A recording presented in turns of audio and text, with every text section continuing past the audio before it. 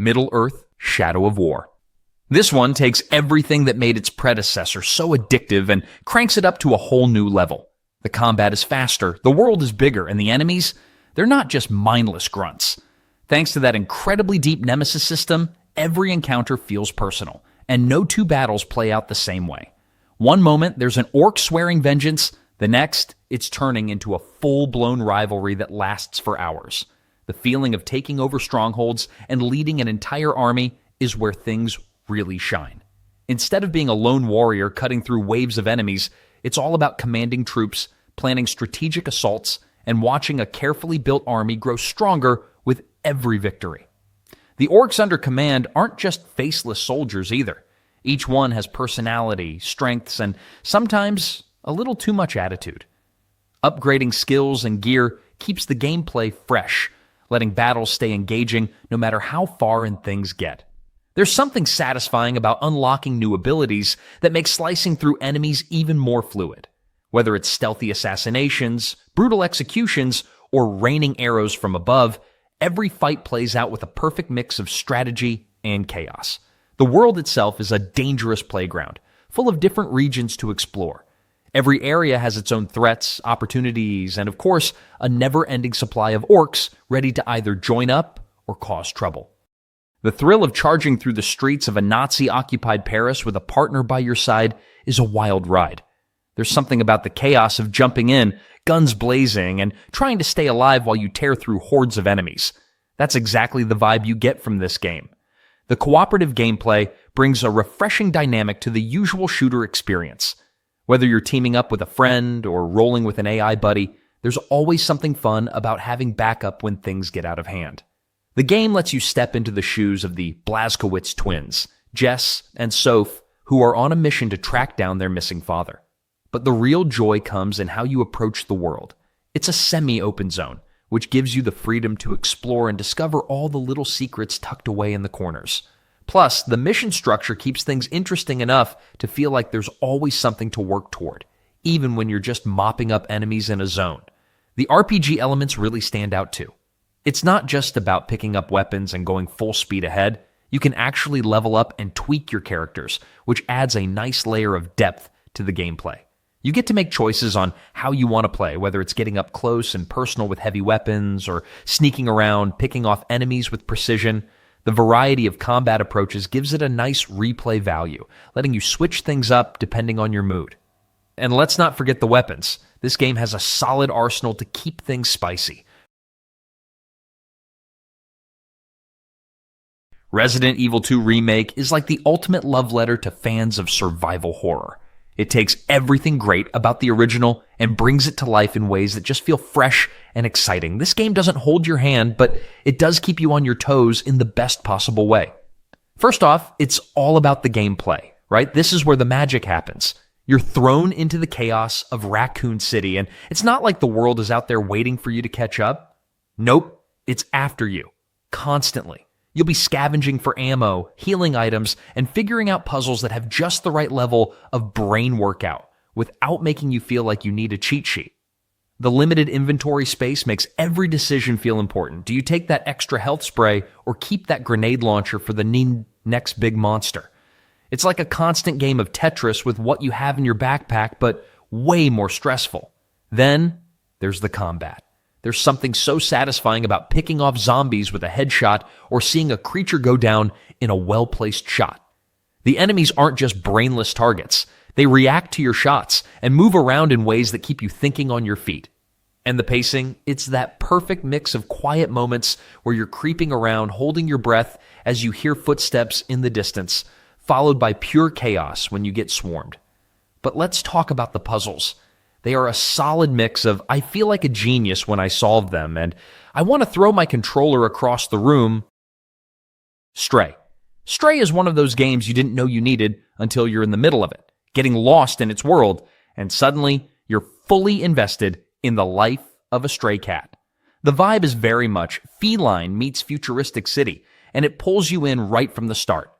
You're not just playing a cat, you're living as one, jumping on ledges, squeezing through tight spaces, scratching things because why not, and meowing at anything and everything. It's the little things that make it so charming. You can nudge objects, pounce around, and just explore this world at your own pace. One of the coolest features is your cat's sidekick, B12, a drone that helps with, well, everything else. Think of it like your trusty sidekick on your adventure, translating robot languages, opening doors, and even helping you out in tight situations. It's kind of like having a wingman, but, in robot form. They really make a great team, and without B12, you might find yourself a little lost. But no worries, it's all part of the journey. You'll get plenty of chances to do some classic puzzle solving, like figuring out how to open a door or avoid getting swarmed by the creepy crawly creatures that are out to get you. It's a mix of agility and a little brain power, and it keeps you on your toes. The best part? You're a cat, and you get to do cat stuff, jumping, running, climbing, basically everything you've always wanted to do in a game without being limited by real-life cat behavior.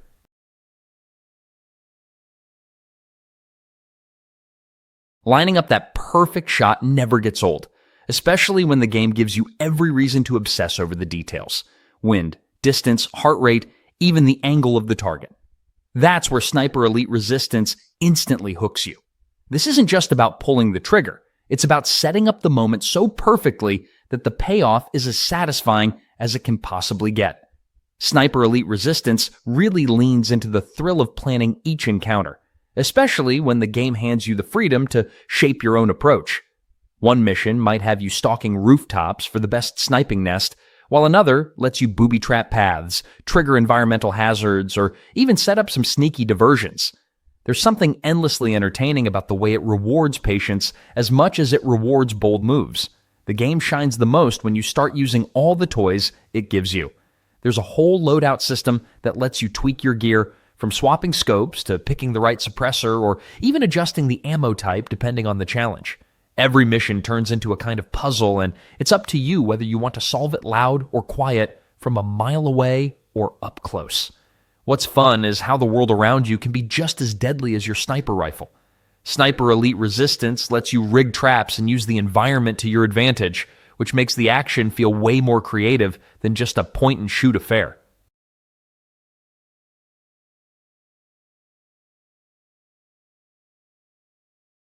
Max Payne 3 is one of those games that really knows how to keep you on the edge of your seat. You're thrown into a world of intense action, where every bullet counts and every corner could be hiding something dangerous. The game's combat is smooth, satisfying, and just downright fun. You've got bullet time, that signature slow-motion mechanic that lets you dodge bullets like a total boss, all while taking out enemies with precision. It's the kind of gameplay that makes you feel like you're in a blockbuster action movie, minus the explosions. One of the coolest things about this game is how it mixes strategic cover with fast-paced combat. It's not just about running and gunning. You got to plan your moves, find cover, and pick your shots carefully. But even when you're in cover, things never slow down. You're always thinking about your next move, and it keeps you constantly engaged in the action. The dual-wielding mechanic is another great touch. Being able to fire two guns at once makes combat feel even more dynamic, and it's just plain fun to watch the bullets fly. And let's not forget the variety of weapons at your disposal. Whether you're going for the classic handgun, packing some serious heat with a shotgun, or trying your luck with an assault rifle, there's a weapon for every playstyle. Each weapon feels unique, and you get the satisfaction of feeling like a one-person army as you switch between them mid-fight. The game isn't just about the firefights, though. The levels are well-designed and push you to think about how to approach each situation. The Division 2. This one throws you right into a chaotic, tactical playground where every corner feels like it matters. It's the kind of game that thrives on giving you a full plate of action, then dares you to clean it up with a mix of strategy and firepower. There's something incredibly satisfying about how it all clicks, whether you're locking down an objective, flanking a tough enemy squad, or coordinating with a crew to hold your ground in a firefight that just won't quit. What really stands out is how it rewards smart play. It's not just about having the biggest gun, it's how you use it. When you move, where you take cover, what skills you bring into the mix. The whole setup encourages experimentation, and the deeper you go, the more layered it gets. That whole endgame twist with new threats and tougher fights turns the entire experience on its head in the best way. Just when you think you're done, it doubles down and throws even more your way. there's a real sense of growth, too. Not just in leveling up, but in figuring out the systems, finding gear that suits your style, and building a loadout that makes you feel like a total powerhouse. It doesn't hand things to you, it makes you earn them. And that makes the wins feel that much sweeter. Then, you've got the dark zones and PvP options. High stakes, unpredictable, and full of wild moments. It's a whole other side of the game that keeps things fresh. Alien Isolation is one of those games that just nails the art of tension. It takes what we loved about the 1979 film and turns it into a nerve-wracking, edge-of-your-seat experience. The entire vibe is pure survival horror, and if you're into games that keep you on your toes, this is it. First off, the AI in this game is wild. The Xenomorph isn't just some mindless enemy that pops up now and then. It's smart, relentless, and always adapting to how you play. If you make a lot of noise or take the same route too many times, the alien catches on. It feels like you're always being hunted, which just amps up the tension. You'll quickly realize that stealth is your best friend here. You've got to sneak around, hide, and use the environment to your advantage. Every step you take, you're wondering if you've made too much noise or if the alien is lurking just around the corner. And let's talk about the crafting system. It's not over the top or flashy, but it's so satisfying. You've got limited resources, so you'll be scavenging for parts and making everything count. Whether it's crafting a noisemaker to distract the alien or making a medkit for when things get dicey, it's all about using what you've got to survive. It's a really nice touch that keeps you invested in the gameplay. The game does a great job of making you feel vulnerable, and that's what makes it so fun. You're not some overpowered hero running through everything like in other games. You're a regular person trying to get by in a deadly situation. Ever wondered what it's like to leap, swing, and battle through the air with the precision of an acrobat? In this game, you're doing exactly that, but with the twist of mastering ancient powers and unraveling secrets from the past. The moment you start moving, the fluidity is there. The kind of platforming that keeps you on your toes and makes you feel like you're on a never-ending adventure. Jumping into the world, you instantly feel the impact of how movement matters. Every action you take in this game is smooth, and that's really what stands out.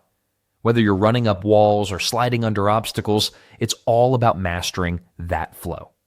What takes it to the next level, though, is how each movement ties into combat, where you can time your attacks with your parkour moves, creating this seamless dance between action and exploration.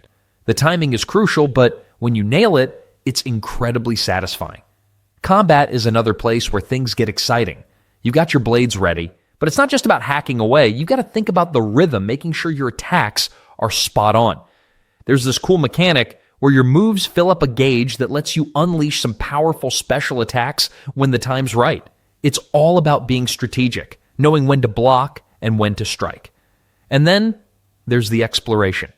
What really pulls you in isn't just the world itself. It's how each area feels interconnected. Bloodborne is one of those games that hooks you from the moment you step into its twisted, gothic world. If you've ever played a From Software game, you know they don't hold your hand, and this one is no different. It's fast-paced, intense, and constantly keeps you on your toes. The combat system is all about being aggressive, getting in close, and striking before your enemies do. Forget about holding up shields or playing it safe. Here, it's all about dodging, countering, and taking the fight to the monsters. It's a great feeling when you finally take down a tough opponent after a few rounds of getting your timing just right. The weapons in this game are a treat, too. They transform on the fly, giving you the option to switch between different styles of combat. The saw cleaver, for example, starts as a short blade and transforms into a longer one when you need it. It keeps combat fresh and forces you to think on your feet. You're always juggling between close range, fast strikes, and pulling back to shoot your enemies with pistols or shotguns, which adds a lot of excitement to every battle. The fact that there's no perfect way to play just makes it more fun. Everyone has their own approach to how they deal with monsters. There's a constant feeling of tension and danger. Every corner, every new area brings the possibility of danger, but also the chance to uncover something new. The challenge is part of the fun. Dying isn't frustrating. It's part of the learning process.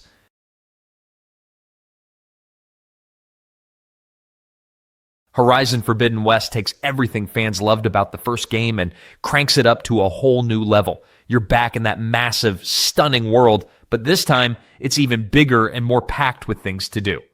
The game's set in this post-apocalyptic version of the world where nature has taken over and machines are all over the place. Some friendly, most not so much.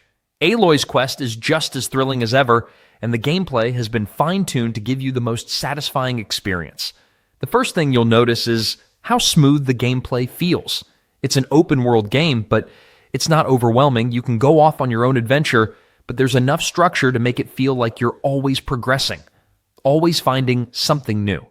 Whether you're scaling a mountain or gliding over a canyon, there's always something around the corner waiting to be discovered. Aloy has some great new tools at her disposal, like a grappling hook and even a glider, which opens up the world in fun new ways. The fact that you can dive underwater adds a whole other dimension to your exploration, making it feel like you're never really done uncovering the world's secrets. When it comes to combat, it's all about strategy. You're facing off against a variety of machines, each with their own strengths and weaknesses. But it's not just about brute force. You need to use the environment, set traps, and think on your feet. Every fight feels intense because you're never sure if you're going to have enough ammo or health to pull through. Dying Light. Dying Light is one of those games that just throws you into the action and keeps things exciting from start to finish. Picture this. You're in a city overrun by zombies, and instead of just trudging along with basic survival mechanics, you're literally running and leaping around the place like a parkour master. It's like they took everything you love about open-world games, threw in some seriously awesome mobility, and then added a twist with the zombies. One of the coolest parts? The day-night cycle. During the day, the infected are sluggish, and it's kind of chill. You can take your time to explore, collect supplies, or just mess around with the parkour system. But when night falls, things get intense. Zombies turn into something way more terrifying. If you're not careful, they'll come after you with a vengeance. It's the kind of switch that makes you rethink everything, and that makes the gameplay way more dynamic. And then there's the combat. Dying Light doesn't just give you some generic weapons, you get a whole range of them to play with, from melee stuff like pipes and bats to more advanced weapons you can craft or upgrade. The crafting system is pretty slick, and it really keeps you on your toes since you're always on the lookout for materials. There's something super satisfying about smashing a zombie skull with a bat you just crafted from scrap parts you found lying around. You can also team up with friends and take on the challenges together. It's a total blast.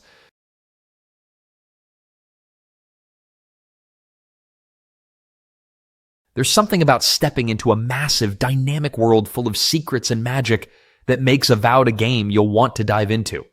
From the very start, you get the sense that the world you're in is alive and full of potential. It's a big, bold RPG where the action never really stops, and you're constantly faced with choices that will shape your journey. Now this game is packed with that classic Obsidian magic, deep lore, rich character development, and a combat system that's actually fun to experiment with. You're in a world filled with towering castles, mysterious forests, and hidden caves. What stands out, though, is how the gameplay really lets you customize your experience. Whether you're wielding a two-handed axe or shooting from afar with pistols, you get to make the gameplay your own. The ability to mix magic with your combat style is particularly satisfying. Picture freezing an enemy in place only to charge in with a brutal sword strike.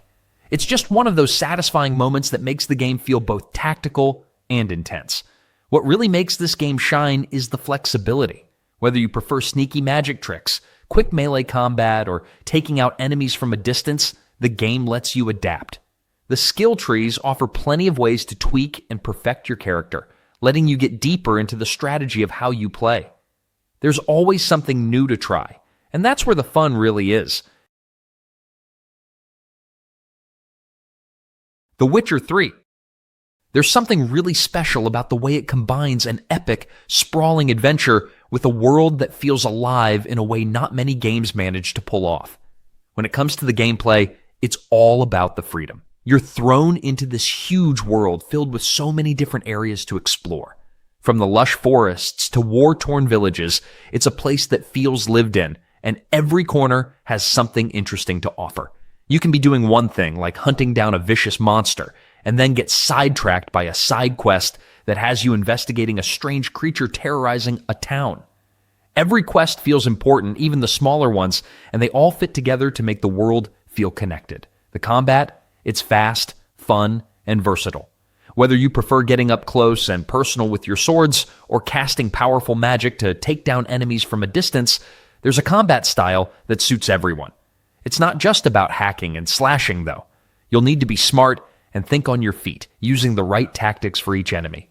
It's the kind of game where you learn, adapt, and feel really satisfying as you start to master all the skills at your disposal.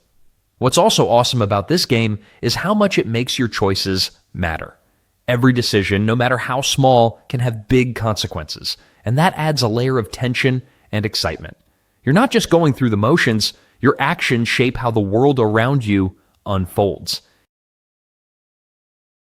Marvel's Spider-Man, Miles Morales. Swinging around the city never felt this smooth and stylish. The second your feet leave the ground, the world just opens up in the coolest way. Zipping through snowy streets, flipping through the air, and chaining web swing after web swing is the kind of thing that never gets old no matter how many times it's done. Every little trick thrown in midair just makes the momentum feel even sweeter. Combat really knows how to keep the energy high too. Fights feel snappy and responsive, blending punches, dodges, web shooters, and those flashy signature powers into a dance of chaos that's impossible not to enjoy. There's something super satisfying about smoothly taking down a whole group of enemies without missing a beat, especially when mixing stealth with all-out brawls. The world always finds a clever way to fill the gaps between the big moments. There are plenty of side activities scattered all over, and every time one pops up, it's like an open invitation to have some fun before heading back to the main objective. Whether it's chasing something down or helping out random people around the city, every little task feels like it belongs. Exploring isn't just about checking boxes either, since every corner of the city hides a little surprise or two. Whether it's a collectible or a quick encounter, there's always something waiting that makes the trip worth it. The world does a great job of rewarding curiosity, making it easy to lose track of time just wandering around. A Way Out. This one really flips the usual co-op formula on its head. From the first minute, it's clear this isn't just a game you can play with someone, it's a game you have to play with someone. A Way Out is completely built around two players, and that's where all the magic happens. The way it's designed to split the screen constantly is so clever. One minute you're both doing something completely different, like one guy sneaking through a hallway while the other's in a tense conversation. And then the next minute, you're teaming up for some perfectly timed action. It's not just about helping each other out, it's about doing it in sync, sometimes without even speaking. Every section feels fresh. You're not stuck doing the same thing over and over. One moment you're stealing a truck, the next you're fishing in a stream, then suddenly you're on the run in a high-speed chase. It keeps changing things up just enough to keep you locked in, always wondering what you'll be pulling off together next. There's also something really satisfying about how it handles choice. Whether you're playing aggressively or taking the quiet approach, both players get a say. It feels like a team effort all the way through, and those small decisions ripple through the gameplay in cool ways. The pacing is another strong point. It doesn't stretch anything out too long. Each scene knows when to start, when to peak, and when to wrap up. It's got this rhythm that keeps things moving, pulling you deeper into the ride without feeling like it's dragging its feet. Kingdom Come Deliverance 2. Right from the start, it's clear this game isn't interested in making you feel like a superhero. It's more about making you feel like a real person just trying to survive in medieval chaos. Every move in combat actually matters, and button mashing gets you nowhere fast. Swinging a sword feels heavy and awkward until you properly learn the rhythm and angles, which makes finally winning a fight super rewarding. There's no magic shortcut, just good old practice and timing. And speaking of practice, even simple stuff like archery is a whole challenge on its own here. You don't just get a reticle or some easy way out, you have to eyeball your shots, like someone who's really holding a bow. The game world has this neat way of making everything feel alive without shouting about it. Towns and villages aren't static backdrops. The people around you are busy doing their own thing. You might find blacksmiths hammering away, guards swapping shifts, or someone wandering back home after a night out. The world just moves, and you're part of it, not the center of it. One of the coolest parts has to be how much the game trusts you to pay attention. It's not big on markers or flashing icons holding your hand. If you're told about a place or a person, it's usually up to you to figure out where to go, who to ask, and how to get the job done. It makes every little success feel earned. The best part is how the game never tries to cheat you with fake difficulty. There's a hardcore mode too, for when you really want to test your patience. Warhammer 40k Space Marine 2 is one of those games that just feels like a power trip from start to finish. You play as a beefed-up Space Marine, and the whole experience is all about making sure the enemies in your path know who's boss. If you're looking to unleash some serious carnage, this one has you covered with an arsenal that'll make your inner warrior feel right at home. First off, combat is such a smooth mix of shooting and slicing your way through bad guys. You've got a whole arsenal of guns that'll make you feel like an action hero. Think bolters, plasma guns, and of course, the chainsword. There's nothing more satisfying than mowing down hordes of enemies with a big old chainsword, followed by an explosive shot from your bolter. The game doesn't just make you feel powerful, it wants you to feel powerful, and that's a huge win in itself. The flow between ranged and melee combat is seamless, which means you can totally play your way, depending on the situation or just how you're feeling at the time. Fancy chopping up some alien scum? Go for it. Feel like sniping from a distance? That works too. It's all about finding your style. The multiplayer side of things gives a lot of variety too. You've got your co-op modes where you and your friends can team up to take on tougher missions, or if you're more into the competitive side of things, there's a solid 6v6 mode that has some really fun team-based gameplay. You'll be trying to outsmart and outshoot your opponents, which adds a bit of that let's do this again feeling after every round. Final Fantasy XVI is one of those games that just pulls you into its world and doesn't let go. From the get-go, it's clear that this is an evolution of the franchise, with its fast-paced combat and complex world building. What really stands out is how the game brings a more mature and grounded tone compared to what you might expect from previous titles in the series. You'll find yourself diving into a world of political intrigue, warfare, and the complex relationships between characters, all while wielding some seriously powerful abilities. The combat is a major highlight here, taking a sharp turn from the traditional turn-based battles we've seen in past Final Fantasy games. Now you're thrust into real-time action where precision, timing, and strategy really come into play. You get to control Clive, and as you progress, you unlock these incredible abilities from various icons, turning every battle into a high-octane magical showdown. It feels smooth, fast, and dynamic, which is a great fit for those looking for a more hands-on experience. As for exploration, it's definitely a mix. While some zones are open enough to get that feeling of freedom, there's still a lot of focus on the main story progression. You'll find yourself riding chocobos, battling enemies, and uncovering side quests along the way. It's not a true open-world experience, but it gives you just enough to enjoy wandering without feeling too boxed in.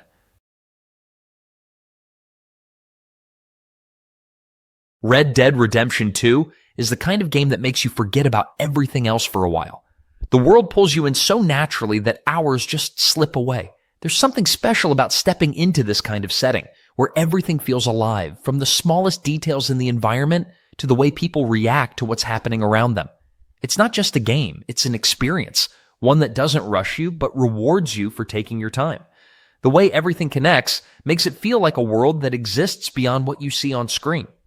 Towns have their own routines, people go about their business, and even animals behave like they belong there. That attention to detail is what makes every moment feel immersive.